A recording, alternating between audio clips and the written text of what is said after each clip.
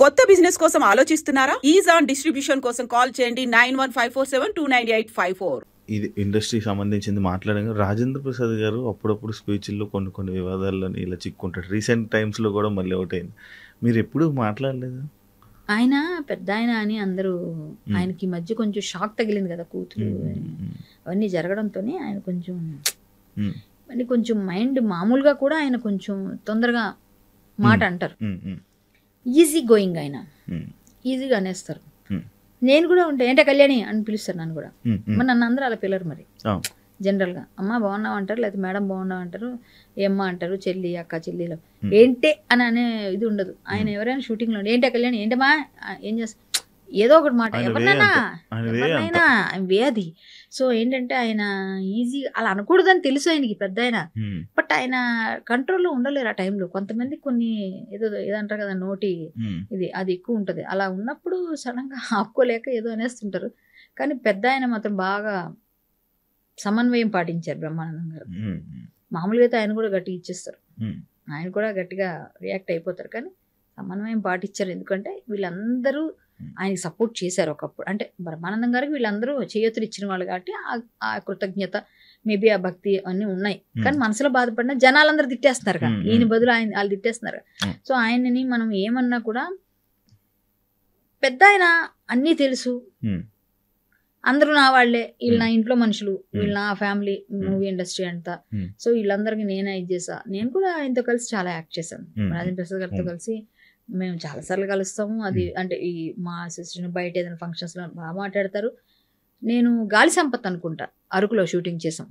3 years అయిపోయిందేమో, 3 years ఎంత అయింది ఆ సినిమా వచ్చి, 3-4 years అయింది. మా నాన్నగారు ఉన్నారు అప్పుడు. నాన్నగారు ఉండగానే నాన్నగారు వెళ్ళిపోయి 4 సంవత్సరాలు అయింది. ఆ టైంలోనే రిలీజ్ కూడా అయింది ఆయన ఎండింగ్ లో. ఆ సినిమా చూసారు నాది మా నాన్నగారు లాస్ట్, గాలి సంపత్. సో గాలి సంపత్లో అరకెళ్ళి చేసాం. అప్పుడు రాజేంద్ర ప్రసాద్ గారు కాంబినేషన్ అంతా నాకు. సో నేను అందులో మంచి క్యారెక్టర్ చేశాను. శ్రీ విష్ణు హీరో, అది అనిల్ రావిపూడి గారు డైరెక్టర్. సో ఆ సినిమాలో చేసేటప్పుడు మేము కలిసి భోజనం, ఆయన అంతా ఫుడ్ పెడతారు, ప్రసాదాలు తెచ్చి పెడతారు, అందరికి బాగా చూసుకుంటారు. బాగా యాక్టింగ్ చేసేప్పుడు కూడా మనకు సపోర్ట్ చేస్తారు. ఇలా చెప్పు డైలాగ్ అలా అవన్నీ ఉంటాయి. మళ్ళీ మనం ఏదైనా తప్పు చేసినాం, బాగా చేసాం చేస్తే కూడా బాగా చెప్పావు అంటారు. అంటే ఆయన అన్ని విధాలుగా మంచి ఆయనే. కానీ ఏం చెప్తాం అలాంటి పెద్దోళ్ళ గురించి? తప్పు అని అనలేము, తప్ప ఆయన విధానం అది అని చెప్పలేము. అది తప్పు పట్టే విధంగా ఉంది కాబట్టి పెద్దవాళ్ళని మనం ఏమని తప్పు పడతాం. కానివ్వండి, కొంతమంది మన ఇంట్లో ముసలమ్మలు ఉంటారు, బాగా మూలన కూర్చుని ఉంటారు. కొంతమంది బాగా వయసు అయిపోయి ఉంటుంది, వాళ్ళు చేదస్తం పెరిగిపోతుంది. వాళ్ళు ఏదేదో మనం ఏది మాట్లాడినా దానికి ఏదో ఒకటి తీస్తారు. సో వాళ్ళకన్నీ చిన్నప్పుడు నీకు అది చేయలేదరా, నేను ఇది చేయలేదరా అని వస్తాయి. అప్పుడు మనం ఏమంటాం, సరే నువ్వే చేసేవాలే అని వదిలేస్తే అయిపోయింది, లేకపోతే పెద్ద గొడవ. సో ఆయన ఒక పెద్ద ఇండస్ట్రీకి ముసలాయన అయిపోయారు, పెద్ద ఆయన అయిపోయారు, చేదస్తం పెరిగింది. ఆయన ఏం మాట్లాడినా పట్టించుకోకూడదు అంటాను నేనైతే అది పట్టించుకో. అంటే 1918లో ఒక అమ్మాయిని చదివించుకోవడమే కష్టం.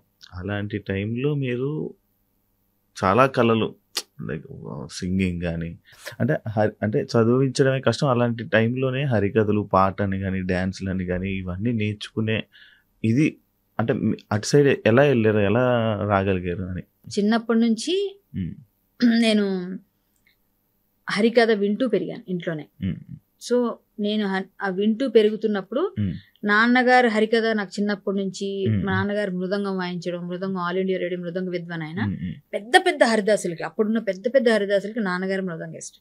ఇప్పుడు పద్మశ్రీ వచ్చి మొన్న కాలం చేశారు ఒక ఆయన, ఆయనకు కూడా ఎన్నో వేల కథలు నాన్నగారు చాలా పెద్ద మృదంగ ఇష్టం. అంటే వాళ్ళందరి దృష్టిలో నాన్నగారు ఉంటే ఏదన్నా ముందుకెళ్ళిపోద్ది అన్నంత మంచి పేరు నాన్నగారు. చాలా టాలెంటెడ్, మంచి గాత్రం, ఘంటసాల గారి గాత్రంలో ఉంటుంది నాన్నగారు.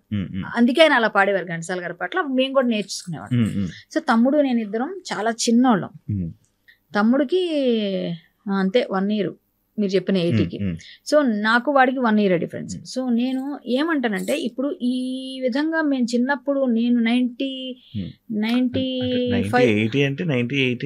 80s మొత్తం 80s నేను అసలు ఇంకా చిన్న నేనెంతండి, చాలా చిన్న. లేదు 1989కి 10 years కూడా లేదు, 10 years ఉంటాయి అలా అనుకుందాం. సో నేను ఇప్పుడు ఆ టైంలో హరికథ నేర్చుకోవడం మొదలు పెట్టాం కదా, విన్నాను. సో అనుకుందాం నేను ఆ 80s కి చిన్న పిల్లని. సో నేను 94, 95 ఆ టైంలో నా 10th క్లాసు.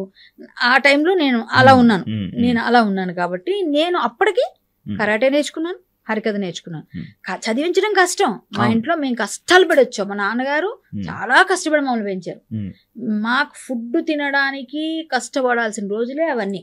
ఓపెన్ గా చెప్పాలంటే మేము 2 పిల్లల్ని పెంచాలి, వాళ్ళు బాగా చదువుకోవాలి. కాబట్టి నాన్నగారు రాత్రి పగలు హరికథలు చెప్పేవారు, వెళ్ళి మృదంగం వాయించేవారు. పల్లెటూరుకు వెళ్ళి మా నాన్నగారు కోతలు నూర్పులు అయినప్పుడు వెళ్ళి రామనామస్మరణ చేసి హరికథ చెప్పి మా తమ్ముడు చిన్న డోలక్ పట్టుకొని వెనక సపోర్ట్కి వెళ్ళేవాడు. వీళ్ళిద్దరు సైకిల్ మీద వెళ్ళి 20 కిలోమీటర్లు 10 కిలోమీటర్ రేడియస్ లో ఉన్న అన్ని ఊర్లకి వెళ్ళి ఆ రామాలయం దగ్గర రామాని రామనామ కీర్తన చేసి రాముడి గురించి పాడి రామ సంకీర్తన చేస్తే నచ్చిన వాళ్ళు వచ్చి హరికథ చెప్పారు కదా అని విన్నవాళ్ళు ఎవరికో మనసు కరిగి ఆ పాట బాగుంది అంటే నాన్నగారు ఓంకారనాదాలు లేకపోతే శంకర నాద శరీర పాడితే మైక్లో అలా జనాలందరూ వచ్చి కూర్చుండిపోయారట.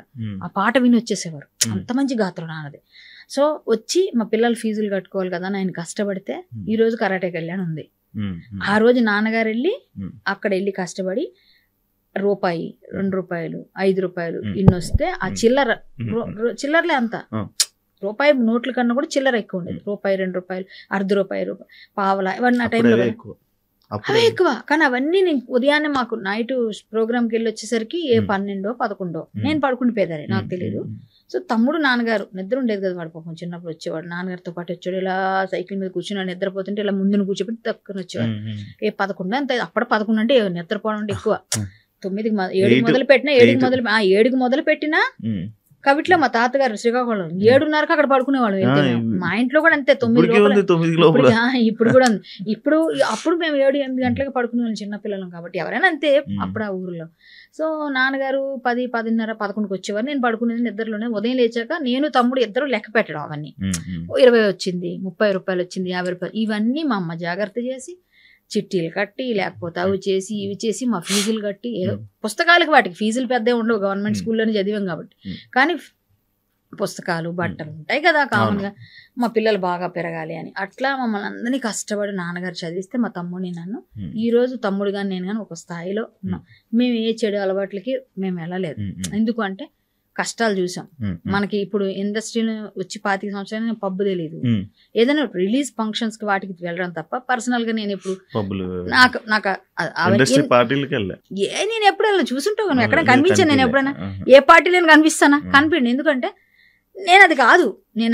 నేను ఎంతసేపు ఆర్థడాక్స్ ఫ్యామిలీ నుంచి వచ్చామా, మా నాన్నగారు మా అమ్మగారు సంగీతం విద్య ఎలాగా హరికథ అవన్నీ పట్టేసాయి. మన సంప్రదాయం వీటితోనే ఉన్నానేమో. నేను అలాగే నాకు చిన్న చిన్న ఇండస్ట్రీకి వచ్చాక అనిపిస్తుంటాయి. కానీ ఏ రోజు మనం విచిత్రమైన పోకళ్ళకి పోకుండా ఇప్పటి వరకు అలాగే 25 years లో నేను ఇలాగే ఉన్నాను. నన్ను తిట్టేవాడు క్యారెక్టర్స్ చూసి క్యారెక్టర్ నాది అనుకుంటే ఎట్లా?